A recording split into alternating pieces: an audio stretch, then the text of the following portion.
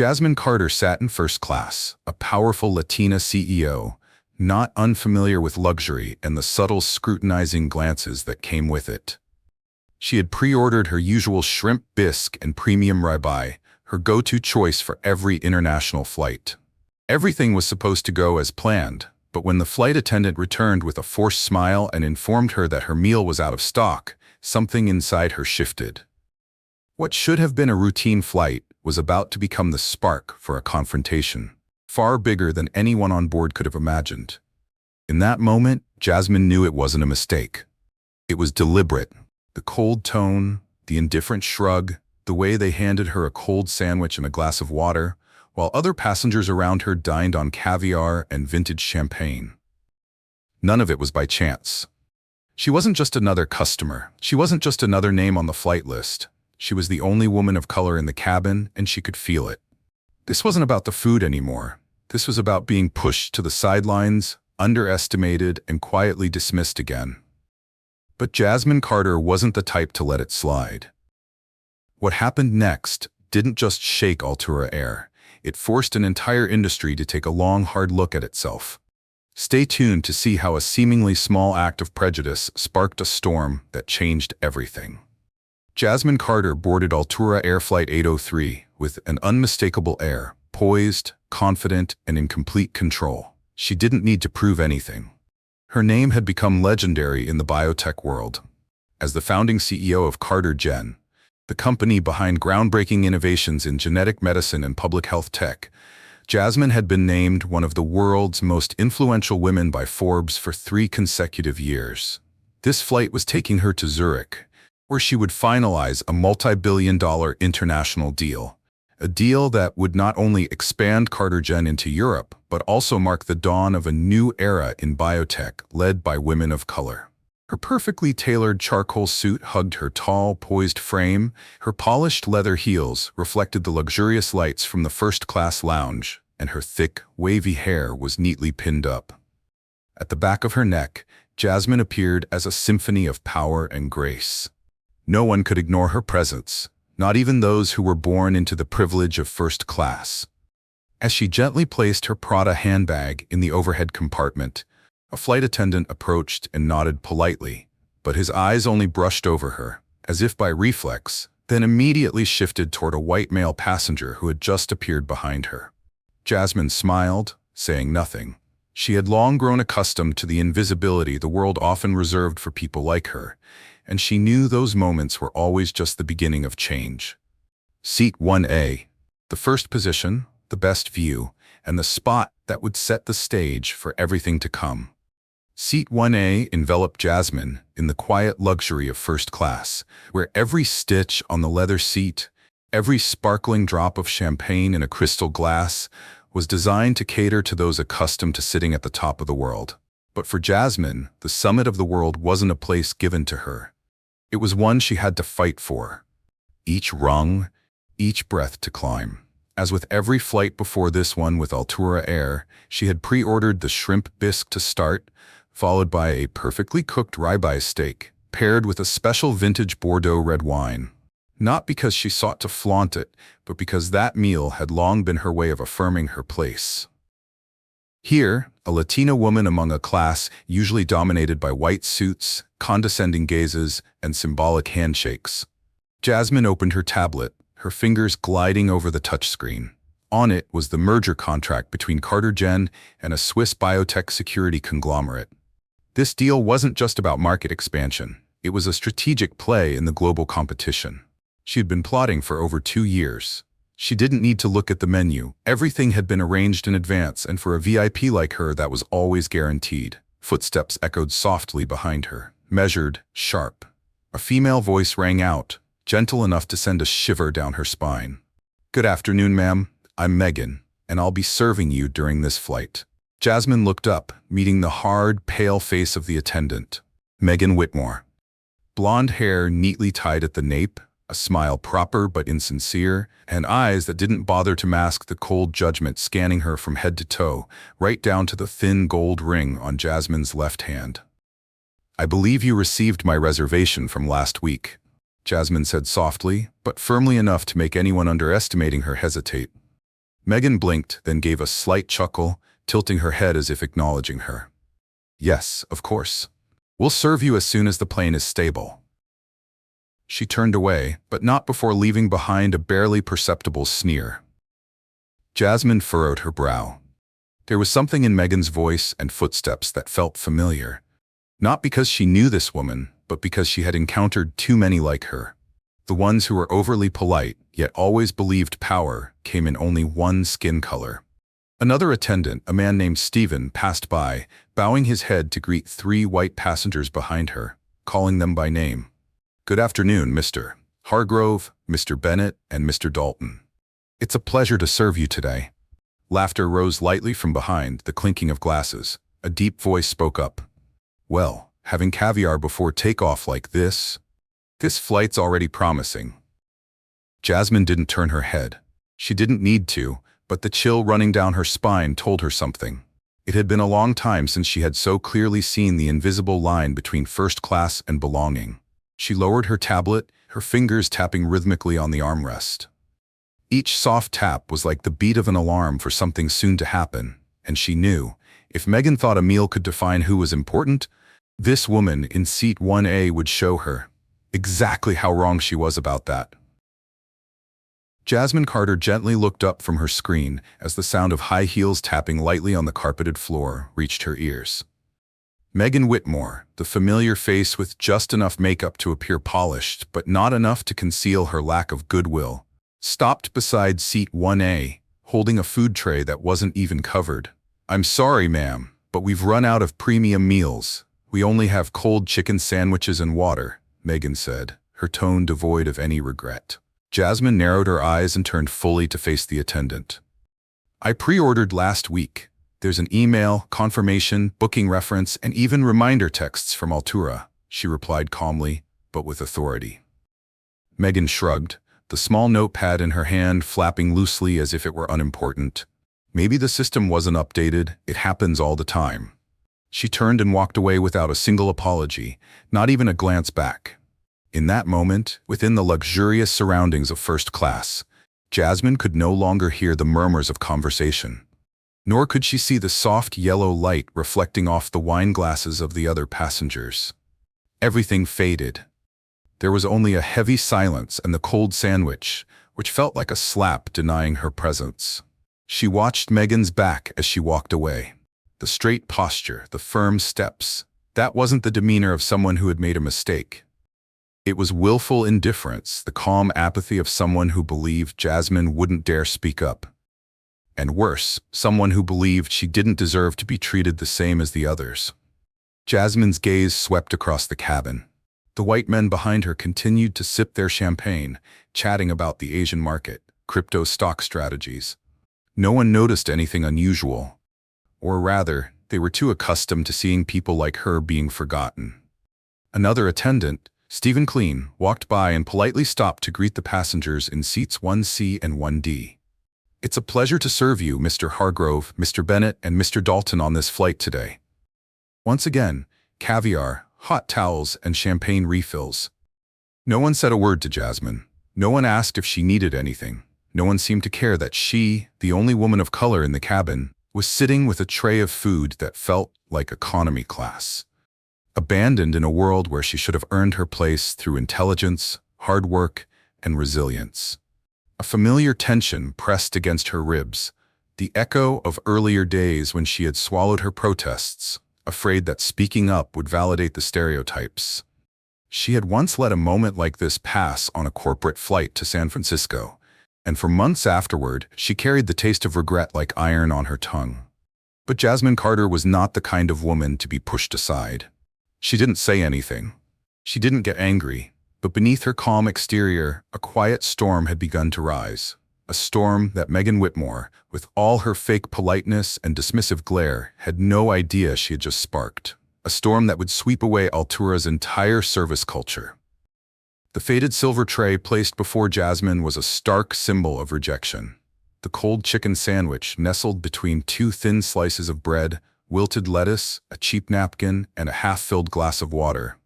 No silver cutlery, no cloth-lined tray, no indication that this was a meal for a first-class passenger. Worse still, it wasn't meant for a female CEO invited to speak at the European Innovation Summit. Jasmine sat up straight, her hands clasped together on her knees. She didn't touch the tray, not out of pride, but because she needed to fully absorb the insult. She didn't avoid it. She didn't forget it. She needed to remember every detail, every moment, every look from Megan, every chuckle from the rows behind her, and the silence of the bystanders.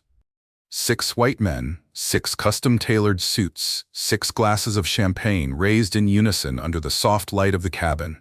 And not one of them, not a single glance, was directed at Jasmine. No one asked why the only woman of color in the cabin was holding a tray of food as if she had stepped into a world not meant for her. But she knew. She recalled the first time she walked into the boardroom of Pinecrest Capital.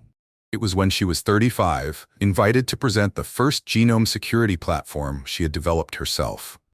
She arrived early, fully prepared, dressed smartly and confident. But when she entered, a white man in the boardroom didn't look her in the eye. Instead, he spoke to the secretary. "Could you bring me a coffee?" Jasmine wasn't angry. She simply smiled and replied, "I'll bring it, if you agree to let me present the $15 million security plan right afterward." The room fell silent, and from that moment, she was never mistaken for anyone else but herself. But not everyone learns that lesson. Megan Whitmore, an archetype of a generation pampered by social status, who never had to fight for a place, never had to face rejection for something as arbitrary as the color of their skin.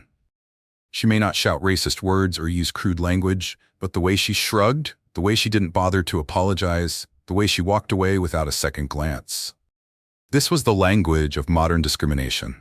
Cold, quiet, but cutting through everything. Jasmine shifted her gaze from the tray of food and scanned the cabin. Seat 1C, Hargrove, CEO of a venture capital firm known for investing in startups founded by Ivy League alumni. He had rejected CarterGen early on, citing lack of senior leadership experience. Seat 1D, Bennett, a strategic analyst at a large insurance fund who once questioned at a seminar whether women of color are capable of handling high-tech industries. Seat 2A, Dalton, founder of a financial trading platform once accused of harassing a female employee of color but never officially investigated. All three were being served Michelin-standard dinners, and she was not. Jasmine closed her eyes. Inside her, it wasn't mere anger anymore. It was a deep, lingering fatigue. The feeling of someone who had reached the summit of the mountain but was still being pulled back by the invisible rope of bias. But today she wasn't just climbing the mountain. She was going to break it down. No noise, no chaos, but in her own way, decisive, precise, and irreversible. She opened her phone, opened CarterGen's internal security management app, where real-time data tracking tools were integrated. With just a few taps, she accessed the staff profile identified through the airline's first-class booking system. Name, Rebecca Ann Whitmore. Position, Senior Cabin Crew, Altura Air. Internal ID, AA9035. Initial data popped up. There she saw a profile with several cracks, 2 passenger complaints about service discrimination, an internal email with the comment, "Focus on serving passengers who give better tips." No direct evidence of racism, but the language implied that she categorized customers. Jasmine saved everything. Then she sent an encrypted message to Natalia Grant, her executive assistant. "Activate emergency audit protocol, Flight 803. Cabin crew ID A9035. Send confirmation within 10 minutes. Each word typed carried no emotion, but behind it was a deadly seriousness, not just for Megan, but for the entire system that had allowed people like Megan to exist. She turned off the screen. Her eyes no longer lingered on the food tray. She looked straight ahead, where a small light from the cockpit illuminated a narrow strip, signaling a long runway opening up ahead. This was no longer about a meal, not about unprofessional behavior. This was a declaration. Under the dim lighting of first class, Jasmine closed her eyes, but her mind did not. It spun like a giant gear just restarted. Each image, each word, each dismissive glance from the past flooding back like a wave. No noise, but intense. She saw herself, at 28, in her first pitch meeting in Menlo Park. In the small room, there were 7 white men, all wearing tucked-in shirts and carrying MacBooks. She stood among them with a prototype of genome encryption software, far ahead of its time. But the first thing they asked was, Do you do tech, or are you the co-founder for marketing? She remembered that feeling clearly.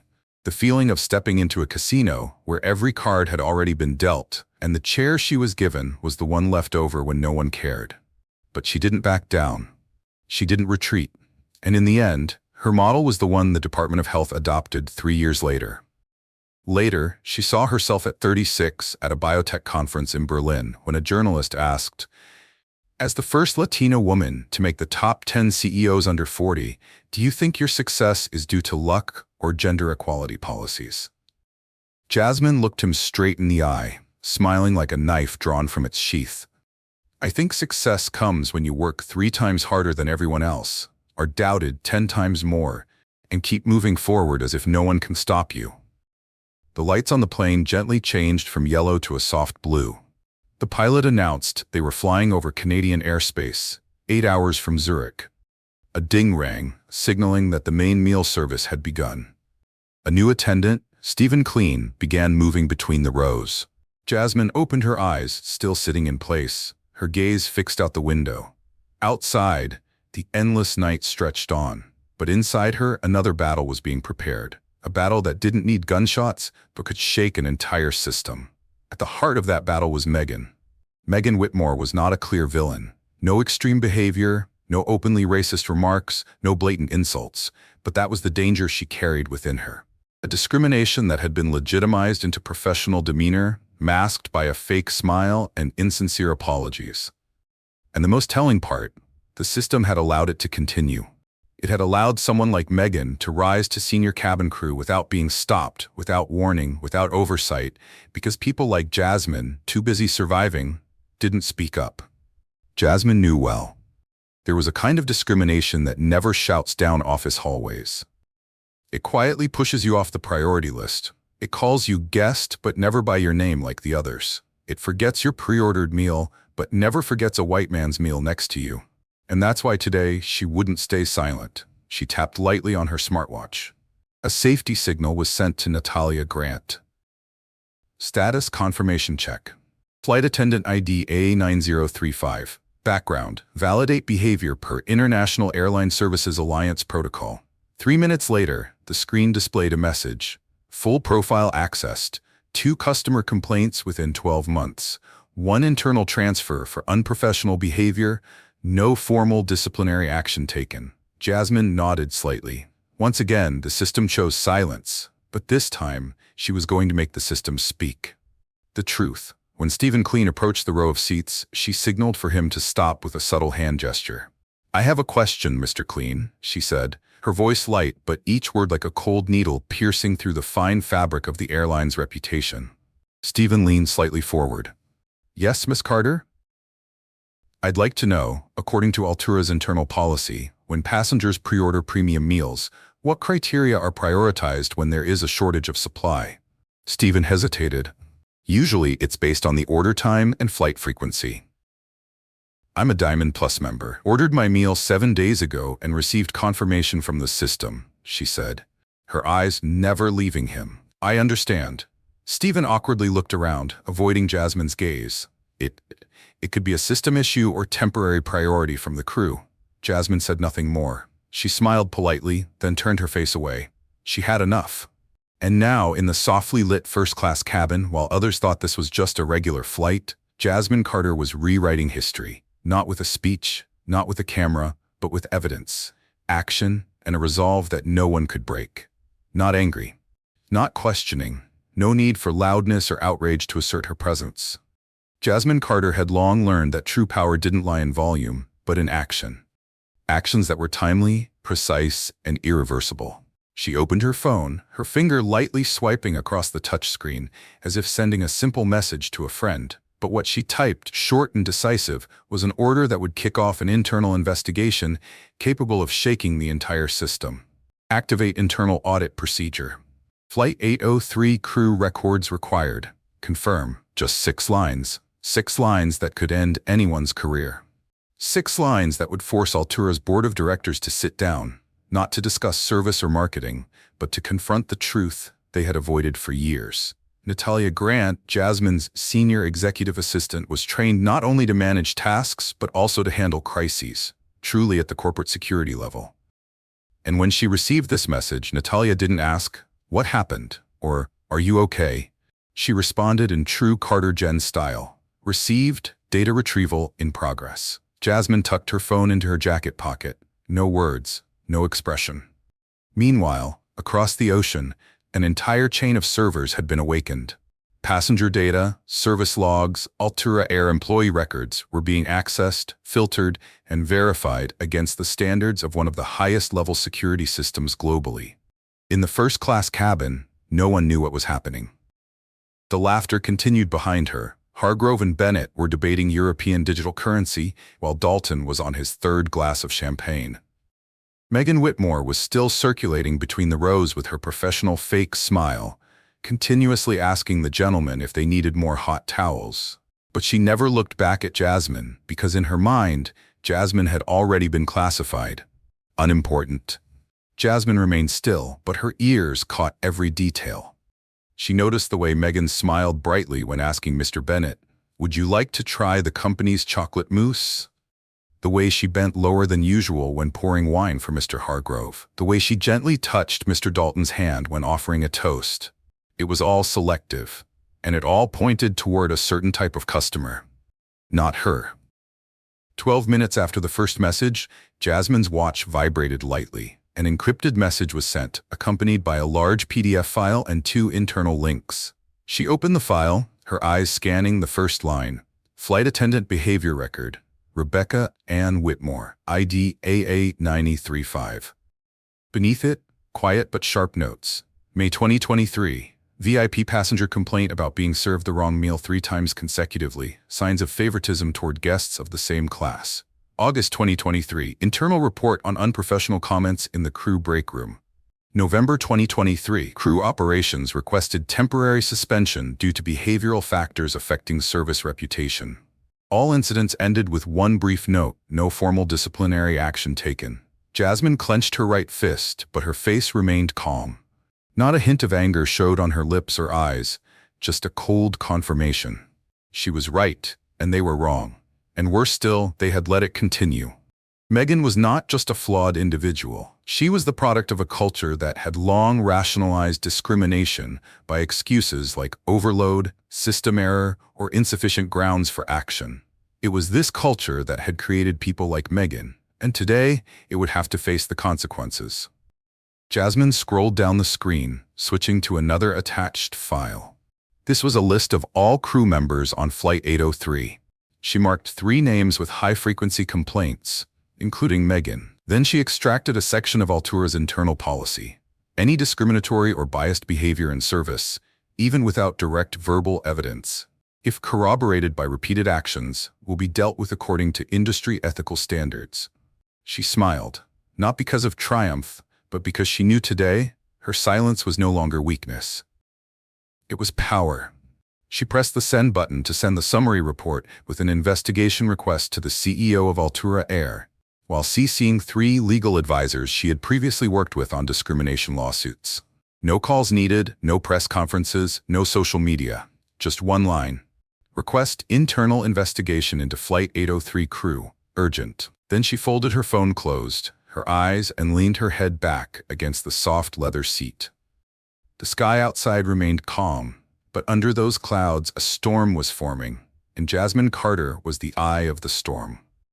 As Jasmine rested her head against the soft leather seat of 1A, her eyes half closed under the gentle cabin lights, halfway around the world, another woman was shaking the foundation of the home front with a data processing speed that would make any cybersecurity expert take notice. Natalia Grant, 31 years old, Jasmine's senior executive assistant, sat in her office on the 42nd floor of CarterGen Tower in Manhattan. Her curly hair was pulled back into a tight bun, a habit she followed whenever entering a state of absolute focus. The room was now only lit by the glow of the LED screen, reflecting off her thick glasses and the rhythmic tapping of the keyboard, like the heartbeat of a data pursuit reaching its climax. Jasmine didn't need to say much. She didn't need to elaborate. Just a text with the right keywords was enough for Natalia to understand the gravity of the situation, because between them, trust wasn't in the quantity of words. It was in the accuracy of each action. Natalia opened the internal analytics dashboard, accessing the security API linked to aviation industry data and partner documents from international airlines. A stream of code appeared, and in less than 90 seconds, the first piece of information surfaced. Rebecca Ann Whitmore, senior cabin crew, Altura Air, IDAA 9035. Joined 2018. Role confirmed on Flight 803. The data seemed ordinary, but Natalia didn't stop there. She opened additional customer feedback files, analyzing the history of complaints from flights involving Megan over the past 3 years. And then the suspicious pieces began to surface. February 2022. A Latina first-class passenger was denied her pre-ordered wine with no clear reason given. September 2022. 2 Asian passengers reported being served after all other passengers despite boarding earlier. March 2023, an Indian female entrepreneur was ignored after pressing the call button 3 times on Flight 702. None of these reports led to any disciplinary action. The system recorded the familiar excuse, insufficient evidence to process violation. Natalia furrowed her brow. She knew too well how these kinds of records were blurred. People like Megan knew how to maneuver around the boundaries of the rules. No shouting, no direct insults. She simply didn't engage with those she didn't deem worthy. And the system had allowed her to exist this way for nearly 6 years. Natalia opened the internal cross-referencing tool with CarterGen's behavioral recognition system, an exclusive tool developed by herself and Jasmine, designed to analyze bias patterns from tone, facial expressions, response times, and interaction levels with different customer groups. The results made her smirk, not a smile, but a reflex of professional disdain. Bias Interaction Index, 874%. Repeated biased behavior toward non-white customers, 15 times. 36 flights recorded. Warning, high organizational culture risk.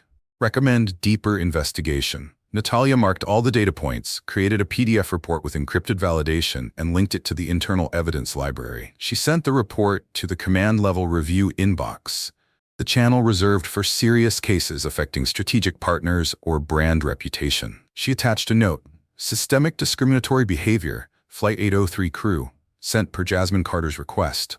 Activate organizational culture investigation. At the same time, Natalia sent copies to 3 senior executives at Altura Air, including CEO Charles Edmonds, a former ally of CarterGen in technology collaborations. She knew Edmonds wouldn't ignore anything from Jasmine, not only because of respect, but because he understood. When Jasmine Carter decided to take action, it wasn't for retaliation. It was because the system needed to change. Less than 5 minutes later, Natalia's screen lit up with a confirmation notification. Investigation order has been issued. HR and legal team will be at the destination to conduct immediate evaluation. Thank you for bringing this to light. Natalia exhaled, pushing her chair back and resting her hands behind her head. She didn't feel relief. She knew this was just the beginning. Throughout her career by Jasmine's side, she had seen her CEO defeat giant banks, ruthless investment firms, and slippery politicians. But she had never seen Jasmine send an audit now signal without a very justifiable reason. The clock struck 2 a.m. in New York. On board Flight 803 in Seat 1A, Jasmine was still awake, but Megan Whitmore was still smiling in Seat 2C, unaware that from this moment on, everything around her was beginning to collapse. Jasmine nodded slightly, her gaze as cold as steel, but her voice remained the calm tone of a leader who was all too familiar with confronting decaying systems. There was no need to make a scene in midair. She knew everything necessary had already been sent. Now every word she spoke was just to reaffirm. There was no escape for the other side. She pressed the call button. A soft ting rang out, so quiet that no one noticed, but enough for a middle-aged attendant with a lean frame and neatly combed salt and pepper hair to approach. Stephen Clean, according to the name tag on his chest. His steps hesitated slightly as he neared Seat 1A, his eyes briefly wary as if his instincts had warned him that this woman was unlike the usual passengers. "I'd like to ask again about the pre-ordered meal," Jasmine said, her voice low and steady, but carrying the pressure of someone who wouldn't accept an easy answer. Stephen stood straight, his hand lightly resting on the serving tray. "Yes, ma'am, Jasmine cut him off, not raising her voice, but it was sharp like a slice. I heard Miss Whitmore talk about prioritizing passengers. What did she mean by that? Stephen was speechless. His eyes scanned around, as though searching for an escape from what seemed like an innocuous question. But he understood. This wasn't a question about the meal. This was a language trap, a statement that would be remembered and could potentially be used before an investigative panel. I think that was a communication misunderstanding, he stammered. We don't have a policy of discrimination. We just take into account some factors like order timing and food availability. Jasmine tilted her head, her eyes as sharp as a razor. I'm a Diamond Plus member, ordered my meal 7 days ago with email confirmation and a booking reference. In this cabin, I'm the only one not served a premium meal. Yet Miss Whitmore talks about prioritizing guests. If it's not discrimination, then what is it? Stephen went silent. A bead of sweat formed on his temple, even though the cabin was cool. He wasn't foolish enough to outright deny it, but he wasn't brave enough to face it head-on. Jasmine smiled, an apple-slicing grin, sharp and deliberate. No need to answer. I understand now. He lowered his head slightly and turned to walk away, his steps quicker than usual, like a fox escaping the spotlight of an interrogation. But he didn't know. Jasmine didn't need his answer to use as evidence. She already had everything she needed. She opened her smartwatch again, glancing over the update from Natalia. Investigation order approved by Altura CEO. HR and legal team will be at Zurich upon landing. Command code, Redline 803. Redline 803, an internal code for incidents that could harm brand reputation at the strategic level. By protocol, this meant the entire crew would be monitored as soon as they left the cabin. All cabin recordings for the flight would be stored and reviewed. An emergency meeting would be held immediately upon landing with HR, legal, and regional managers. Individuals involved would be temporarily suspended from service within 24 hours, and Jasmine knew, after she hit send, on the first report, everything was set in motion like a domino chain that no one could stop. In the back cabin, Megan was still chatting with Mr. Hargrove. Each step she took between the rows was an unconscious act of providing more evidence for customer discrimination. She didn't know that her behavior, interactions, and even tone of voice were being recorded by the AI system from the cabin cameras, which CarterGen had temporary access to from its partner to protect the interests of VIP passengers. Jasmine exhaled lightly, but not softly. This was why she hadn't confronted Megan when she was humiliated. She didn't need a confrontation. She needed the collapse. On her tablet, she opened her own profile in the Altura Air Partner system. Everything checked out. Diamond Plus member for 10 consecutive years. Average of 12 first-class flights per year. One of 50 VIP customers invited to provide service feedback last year. She marked everything. A complete, logical, airtight set. No emotions, no gaps. Jasmine wasn't acting out of personal pride. She knew if she didn't respond, Megan would continue to exist. And people like her, women of color, founders, entrepreneurs, would always be the ones who are forgotten. She couldn't allow that to happen again, not when she was sitting in seat 1A, a seat she had earned through youth, through years of rejection, being sidelined, and finally winning it back with her talent and unwavering resolve.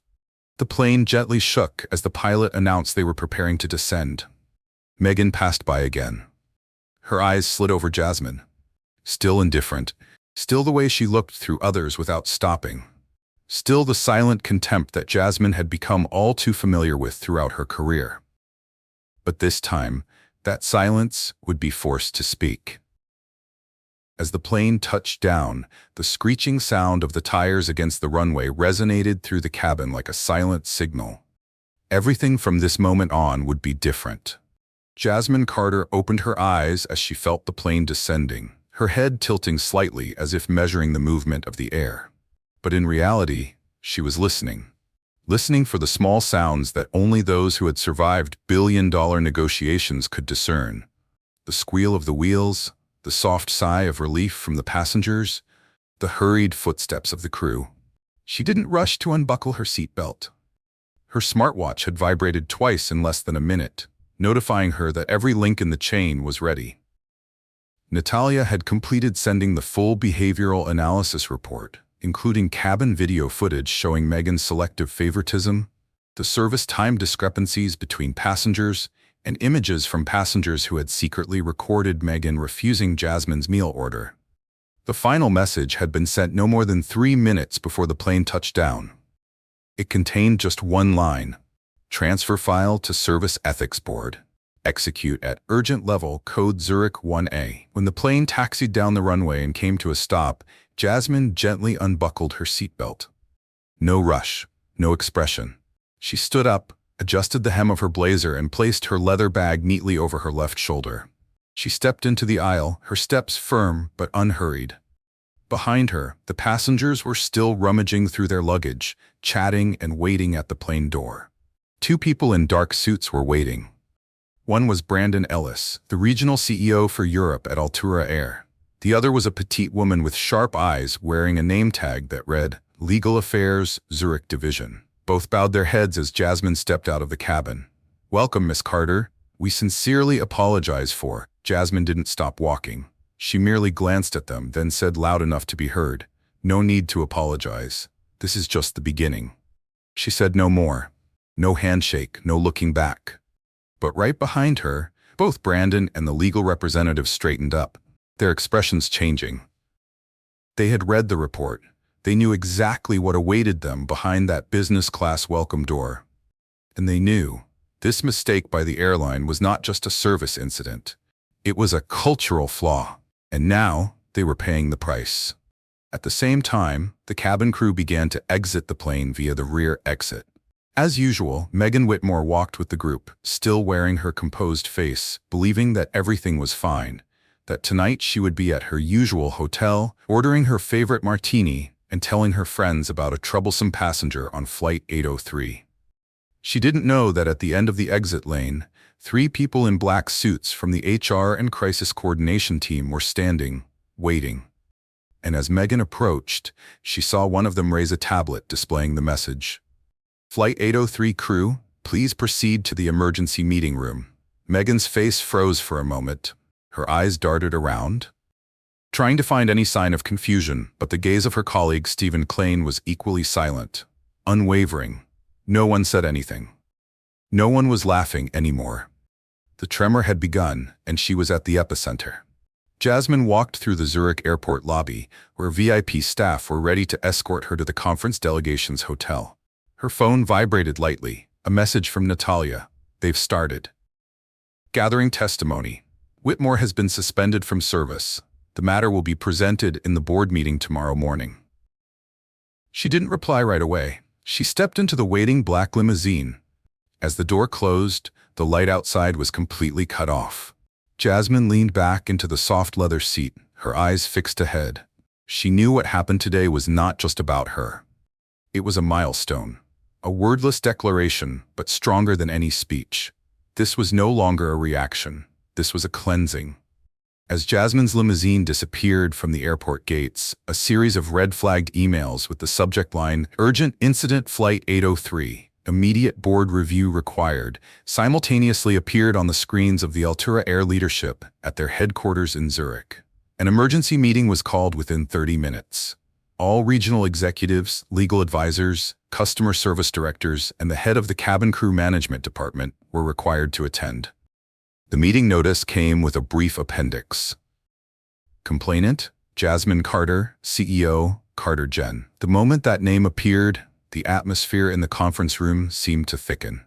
Jasmine Carter, not just a CEO, not just a VIP customer, but someone who stood at the forefront of a series of global reforms regarding digital equity and fairness in high-end service industries.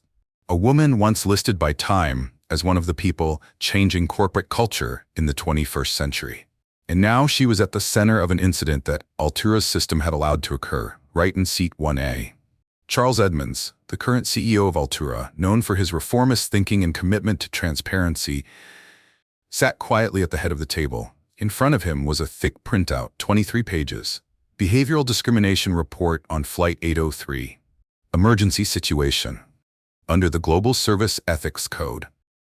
All eyes turned to the screen as Natalia Grant, invited by CarterGen, joined the meeting through a secure system from New York. I won't be long, Natalia began, her eyes locked directly on the camera, her voice sharp but not angry. We're not looking for an apology. CarterGen doesn't need empty promises. We need action. We need confirmation that your system does not tolerate subtle discriminatory behavior. No excuses. No avoidance. She paused, scanning the expressions of several people in the room. Then she projected a video clip from the passenger cabin camera. Megan Whitmore holding a tray, responding to Jasmine with a tone that lacked any respect. Maybe it didn't go into the system. Happens all the time. Next came a table comparing service times between first-class passengers. White passengers, average response time 42 seconds. Jasmine Carter, 6 minutes, 11 seconds. Meal, rejected without reason. A seasoned service advisor furrowed his brow and turned to Edmonds. "We can't cover this up." "We won't," Edmonds replied firmly. Not because he was pressured by Jasmine's name, but because he realized this was no longer a personal issue. The service system that Altura had once prided itself on, service for the elite, was now exposed in an entirely different light.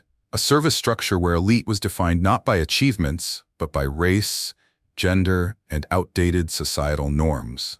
And the woman sitting in seat 1A was the one who had drawn the line. The line on that mistake. As Natalia ended her call, Edmund stood up, tapping his hand on the table once. "From this moment forward, all members of the Flight 803 crew are suspended. An investigation will be extended to all flights involving flight attendant Megan Whitmore in the past 24 months. He paused, looking at each person. "We will issue a public apology to Miss Carter. And not just that. We will invite her to join as a cultural advisor for the entire crew training system at Altura." A regional director raised an eyebrow. "You plan to have her rewrite our policies?" Edmonds nodded without hesitation. "Not let, we need her to rewrite them." An unprecedented decision, but at this moment, no one was thinking about old policies, because everyone knew, if they didn't act, the Altura brand would be forever linked to this scandal as a stain on their high-end silk. In Zurich, Jasmine sat in her hotel room overlooking Lake Zurich. On the table in front of her was a steaming cup of herbal tea, and an email had just been opened. "We sincerely apologize for what occurred.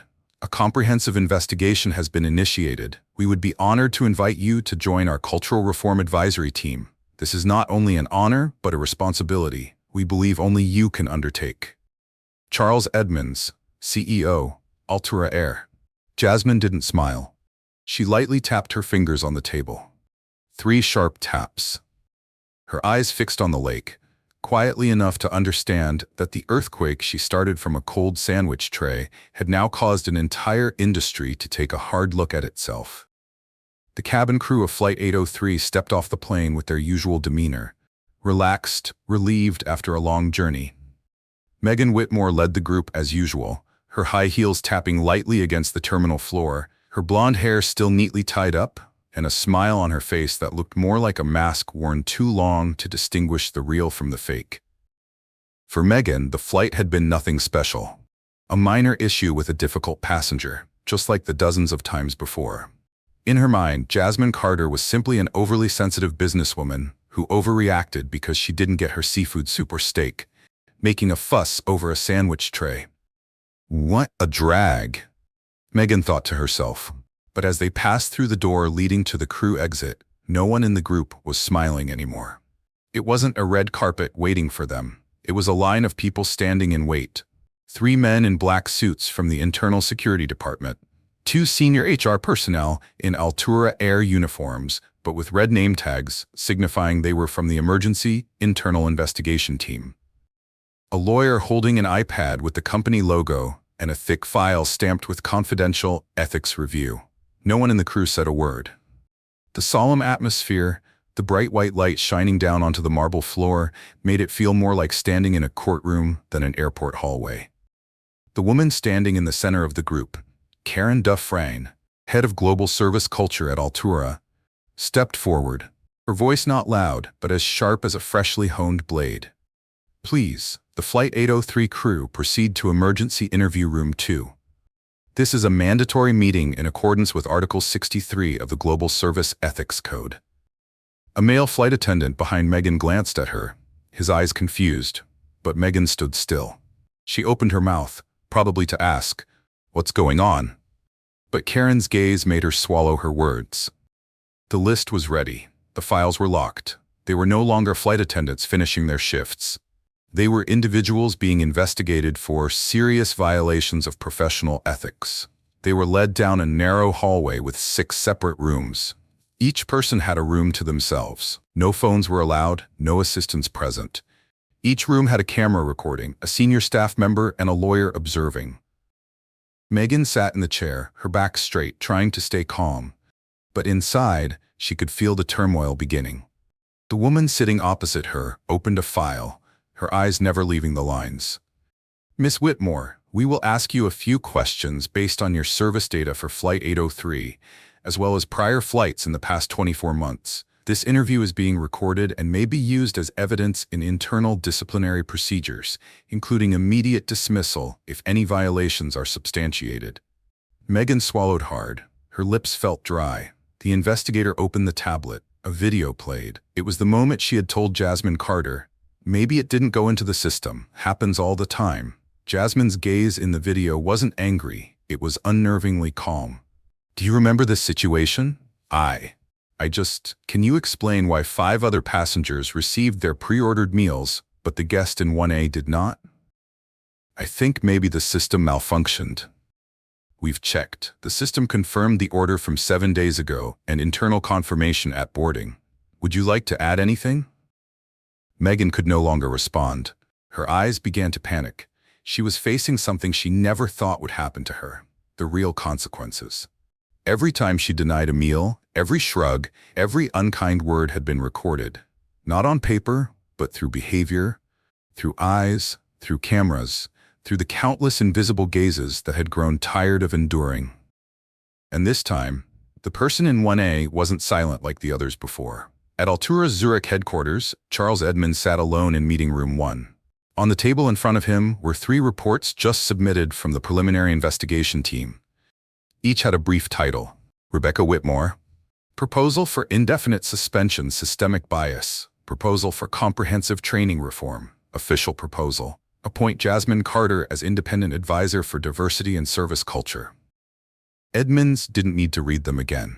He knew an era at Altura had come to an end.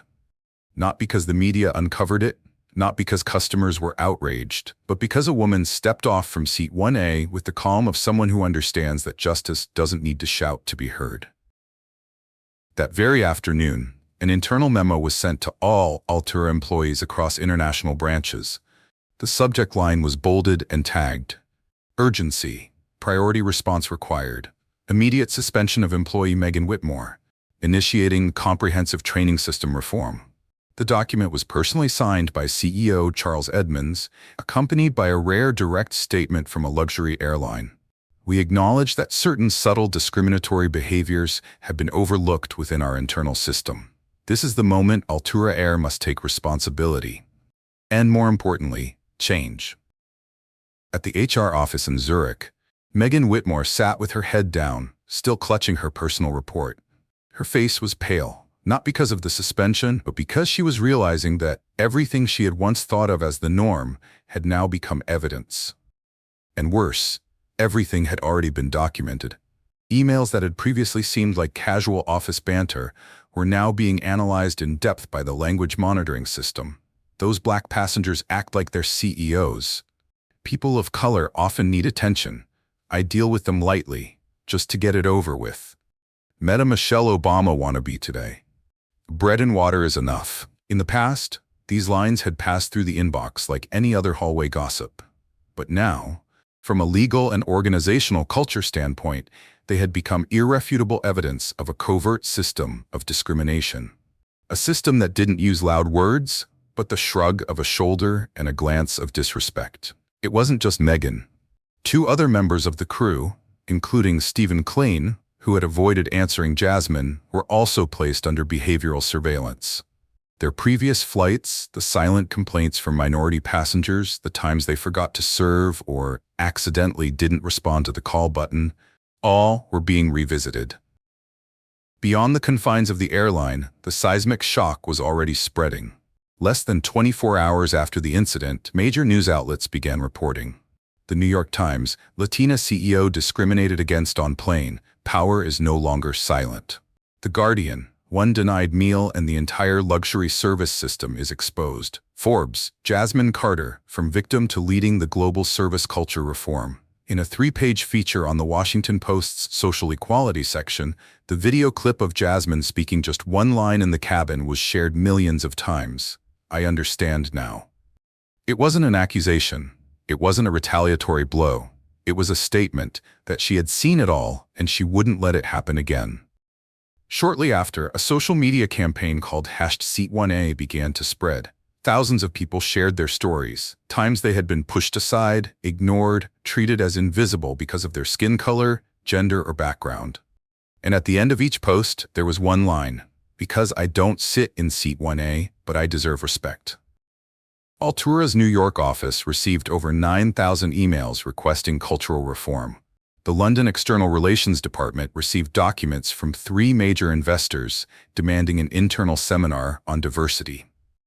And CEO Edmunds received a call from the U.S. Secretary of Transportation requesting an official report on the state of corporate culture in the luxury airline industry. Jasmine didn't need to appear at any press conferences. She didn't need to fight for the right to speak. Her actions had become the voice. At her hotel by Lake Zurich, Jasmine sat alone in a small conference room, not with the press, but with 3 young women of color. She listened to them. Those who worked in service, who had been overlooked, who had been deemed out of place, who once thought they couldn't stand up. "We want to learn how to speak up like you," one of them said. Jasmine shook her head, her expression stern. "I don't speak up with words. I let the system speak its own truth, and I show it that this time it can't look away." Outside the window, the surface of Lake Zurich was still as glass, but deep within the water, the waves were quietly moving. Just like the changes that had been set in motion from Seat 1A on a flight Megan Whitmore would never forget. Jasmine had never needed to shout, never lost control, never bent down to beg anyone to listen to her, because she understood. True power doesn't need noise, it just needs to be timely. And this time the right moment was a cold sandwich, a cold gaze, and a meal being denied. Not because of lack, but because the person sitting in Seat 1A didn't fit the definition of worthy in the eyes of the server. She hadn't slept. She hadn't questioned, hadn't stood up in the first-class cabin to make a scene like so many people had advised her in workshops on how to protest. She simply nodded and said, "I understand now." And it was that calm that unraveled the true face of a system. One where luxury was not designed to serve, but to subtly exclude those deemed not belonging. Jokes like "black passengers always act like their CEOs" that were once considered internal had now been made public. Service data that had been ignored was now displayed in charts. Emails that had sunk into archives were now evidence, all revealed by someone who hadn't raised her voice. 3 days after the incident, Altura Air held a press conference in Zurich, attended by dozens of major media outlets. For the first time in the company's history, they invited a guest who wasn't from the leadership team to speak. Jasmine Carter. She stepped onto the stage in an ivory white suit. No glitter, no logo.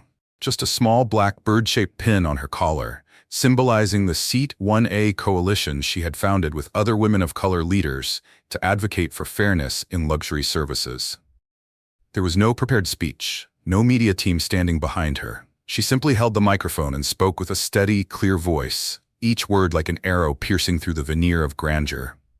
"I'm not here to be angry. I'm not here to be the typical victim.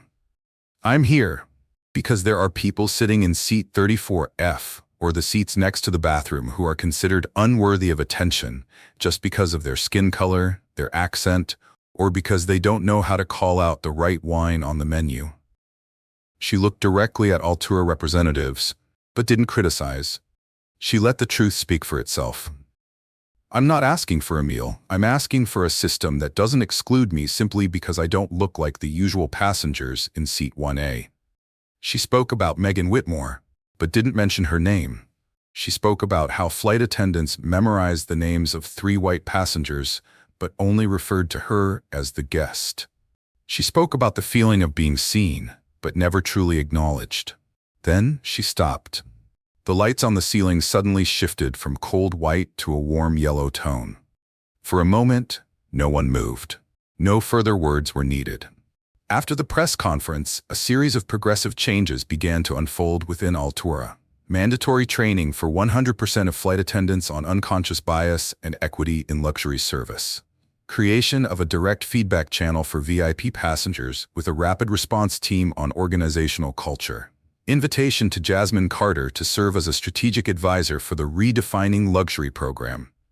A global initiative on fairness in luxury services. Megan Whitmore, once the unspoken symbol of proper service, now became the living example of a system that had been designed to operate smoothly on the silence of the disadvantaged. Bloomberg ran a headline on the front page. When Jasmine didn't need to shout, a CEO changes the entire airline industry with one look, and beneath it was a small subtitle, and with just one line, "I understand now." That night, Jasmine declined every interview request. She turned down all major networks, including CNN and BBC. She didn't need to say more, because everything that needed to be said had already been spoken by the system itself, through its true nature. On the hotel balcony, she looked out at the still waters of Lake Zurich. A young assistant stepped out, ready to announce the positive feedback from Altura's shareholders. But Jasmine simply raised her hand to stop him. "I don't need feedback," she said. "I just need the system to never dare fall asleep again." And for her, that was the real victory. An internal memo from Altura Air headquarters flashed in the inboxes of over 22,000 employees across global offices and airports. Immediate suspension of employee Megan Whitmore. Initiating comprehensive service training reform. The document was personally signed by CEO Charles Edmonds and accompanied by a blunt statement rarely seen from a luxury airline. "We acknowledge that certain subtle, discriminatory behaviors have been overlooked within our internal system. This is the moment Altura must take responsibility, and more importantly, change." At Altura's HR office in Zurich, Megan Whitmore sat with her head lowered, still clutching her personal report. Her face was pale, not because of the suspension, but because she was realizing that everything she once thought was just the norm had now become evidence. And worse, everything had already been documented. Emails that had once seemed like casual office banter were now being analyzed meticulously by the language monitoring system. Black passengers act like their CEOs. People of color often need attention. I handle them lightly, just to get it over with.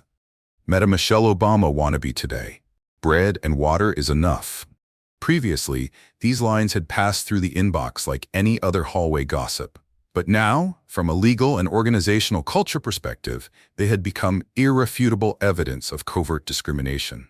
A system where discrimination wasn't yelled out, but done with a shrug and a lack of respect. It wasn't just Megan. Two other members of the crew, including Stephen Kleen, who had avoided answering Jasmine, were also placed under behavioral surveillance. Their previous flights, the quiet complaints from minority passengers, the times they forgot to serve or accidentally didn't respond to call buttons, all were being revisited. Beyond the airline's internal walls, the seismic shock had already reached further. Less than 24 hours after the incident, major news outlets began covering the story. The New York Times, Latina CEO discriminated against on plane, power is no longer silent. The Guardian, one denied meal and the entire luxury service system exposed. Forbes, Jasmine Carter, from victim to leading the global service culture reform.